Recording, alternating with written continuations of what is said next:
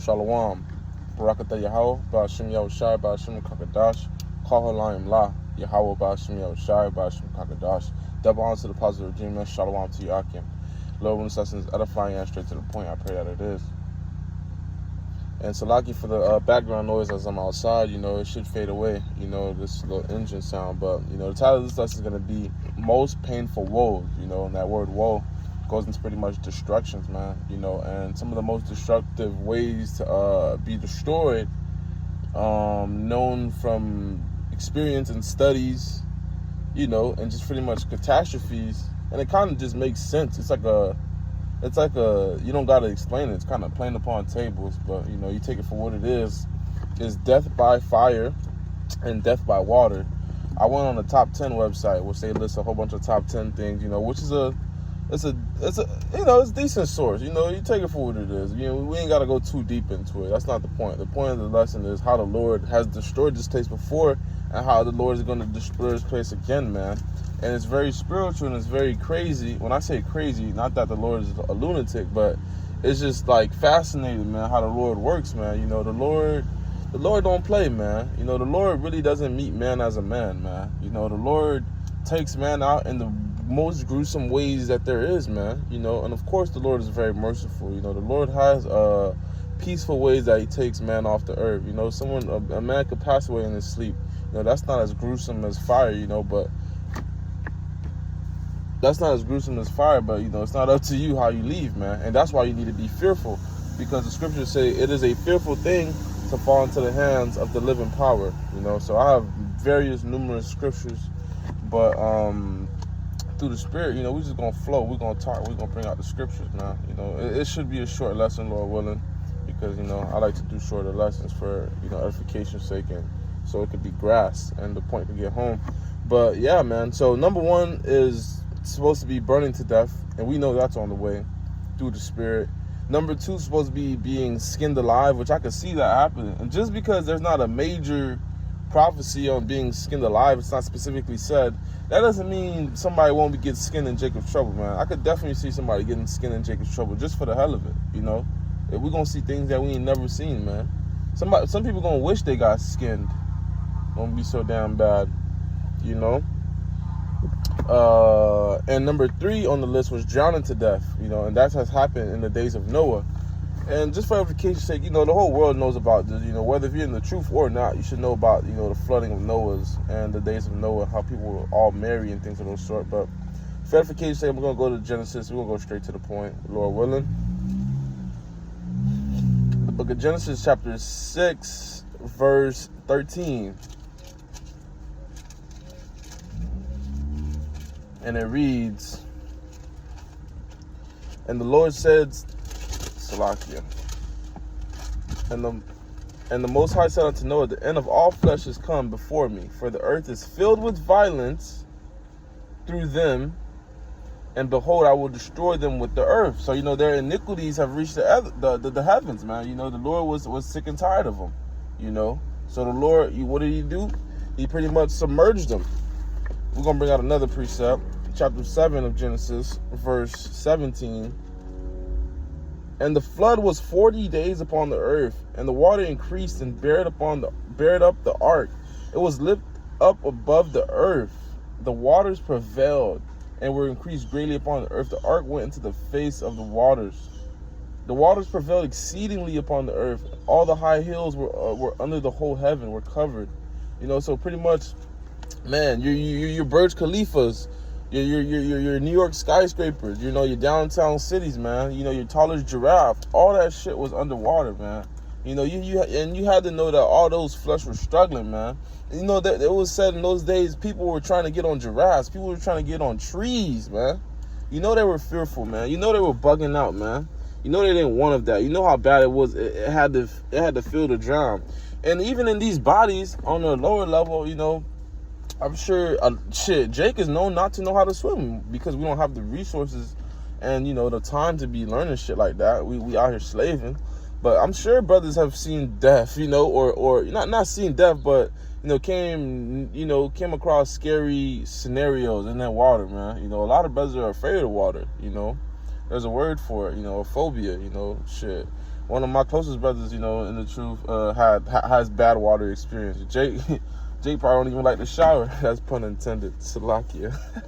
Hey, Salakia, you gotta have some fun with it. But calm, man. Let's go to the book of Zechariah, chapter 13, verse 8. Because some men not gonna taste of death, man. The elect, man. Some men of the elect won't taste of death, man. But some will. And they're gonna be risen up, man. It's gonna be the magnified name of the Lord, so it's all gonna make perfect sense, man. You're gonna have brothers out there cursing out Esau on them chopping blocks. Calm, bear with me, Baba Shah. Zechariah chapter 13, verse 8. We all know this classic. And it shall come to pass that in all the land, saith the Lord, 2 parts therein shall be cut off and die. So the Lord just kept it straight and simple, man. You don't need, a deep breakdown on this, but this is talking about, the people of Israel, man. 66% of our people are gonna be dead. Long story short, man. And they're not just gonna die in their sleep, man. The Lord's gonna bring them through hell, man, and back. And the other nations, we're gonna get that. 2 parts therein shall be cut off and die, but the 3rd part shall be left therein. So the Lord is having mercy upon 1/3 of his people, which is 33%, which is also known as the elect. So they're going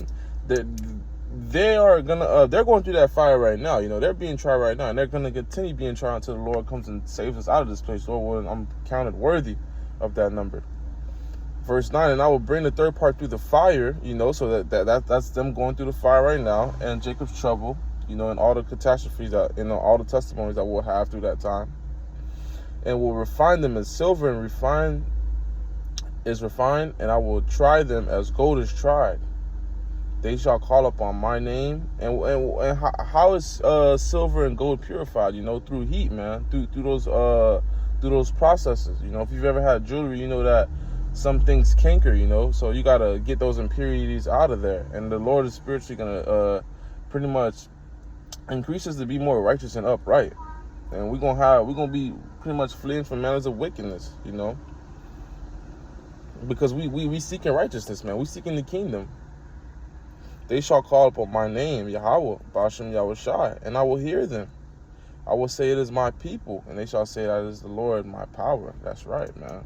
Because our people, their power is Satan, man. Their power is these false gods. Their power is their flesh and all things of that sort, I was expecting to jump to Revelation this fast, but through the Spirit, we going there, Lord willing. The book of Revelation, chapter 9, verse 6. And in those days shall men seek death and shall not find it. Why? Because the catastrophes coming aren't just headshots, man. I was thinking it through the shower, man. You're going to have some women that, because yesterday, through the camp on the highways and byways, some Eve, some proud Eve, of course, right now it's comfortable times. Everyone's merry and drinking and happy, even though prophecies are going, it's showing the signs of the end of days. People are still being simple. But anyways, the point being with this Eve yesterday, she was walking, and, it's about 5-6 of us brothers out there, strong-looking, brolic black men, so-called black men. And this Eve, a little scrawny white girl comes out around, fuck you. That's Satan, man. How could you be so proud and simple to just think you could just say whatever the hell you want to provoke some men? You see? And I was thinking about that. In Jacob's trouble, that Eve wouldn't last a day.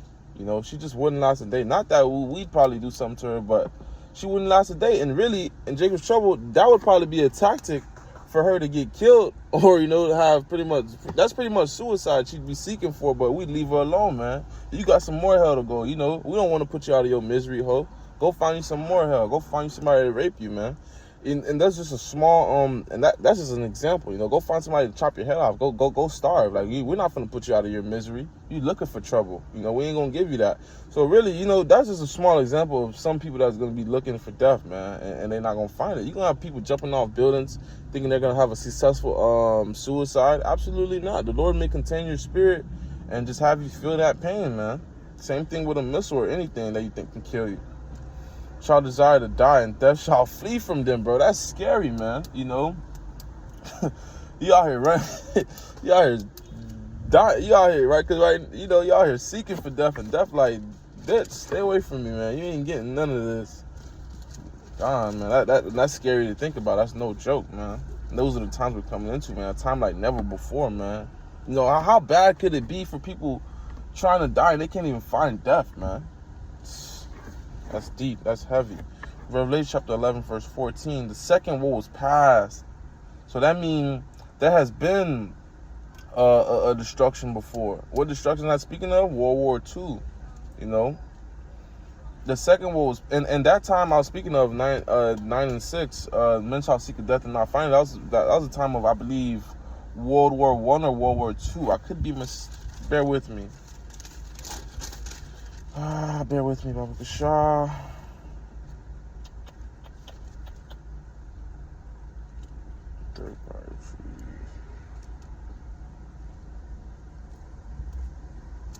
I believe this was either, just so I don't mistake, I'm not gonna stick with one answer. It was either World War I or World War II that I was speaking of. You know, men were trying to find death, and you know, their arms getting blown off and all that other shit. You know, they still going through those catastrophes. You know.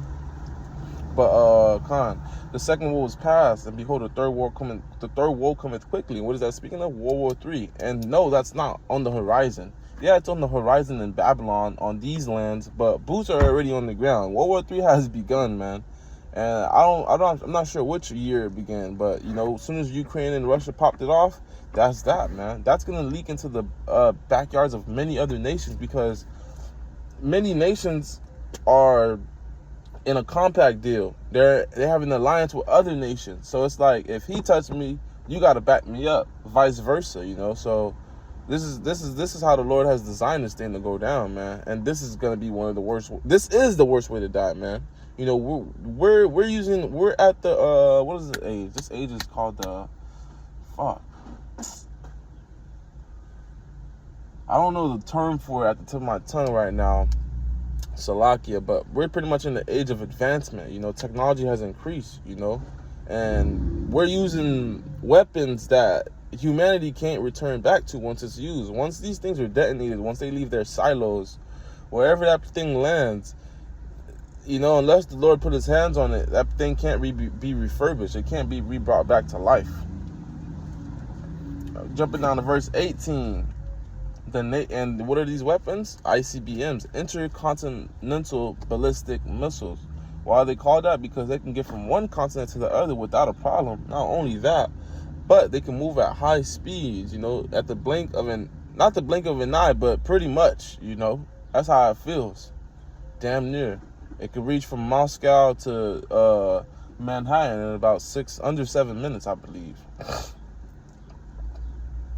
And this is going to cut the nations, because 2/3 of our people are going to die. But these other nations, these heathens are going to taste death too, man. You know, and the ones that don't taste death, trust me, we got some heavy chains waiting on you. You're gonna wish you died. You know, you're gonna be the first fruits of slavery. Verse 18, Revelation 11. And the nations were angry, and thy wrath is come. Here, I'll start at verse.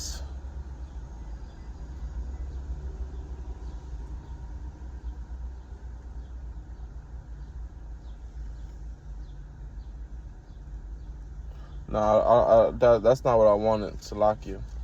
But we're gonna keep the ball rolling, man. You know, because these most painful deaths, man, they're spoken out all the Bible, man. Jeremiah chapter 50. You know, we'll go there. Jeremiah chapter 51. We'll go there next, Lord willing. Isaiah 13, 14. We'll grab a scripture from there too, Lord willing.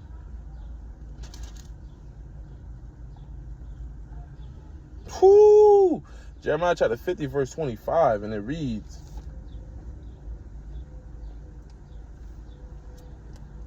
I'll start verse 24. I have laid a snare for thee. Thou, O Salakia, I have laid a snare for thee, and thou art also taken, O Babylon. You know, so speaking about Babylon, you know, he's laying a trap for Babylon. And thou was not aware, you know, because this shit, it dwells in comfort, you know. Beauty of the Chaldees or Virgin Daughter of Babylon. You know, this is the American dream, right? Thou art found and also caught, because thou hast striven against the Lord, man. That's right, because this place is spiritually known as Sodom and Egypt, man. Everything this place pushes out is a wicked vibration. This place doesn't push out nothing that promotes what the Lord is down with. All they want to talk about is love. They love everything. Yeah, the Lord is very loving, man. He's loving towards his elect. He's loving towards his people. He's loving towards righteousness. You don't just love. You don't just give out love. What's the value of love if it's just given out to every and anything? This place loves pedophilia. This place loves sodomites. This place loves bestiality. The Lord hath opened up his armory. What is that? That's like a army is like your safe. That's where you stash all your damn, man. Fuck Satan. Put this out. Salakia, man. Fuck.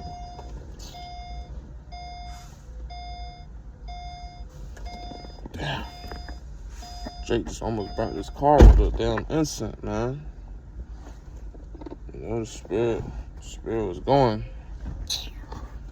You know, the armory is like your cachet, man. And he had brought forth the weapons of indignation, his righteous anger. That's what the word indignation goes and it means, man.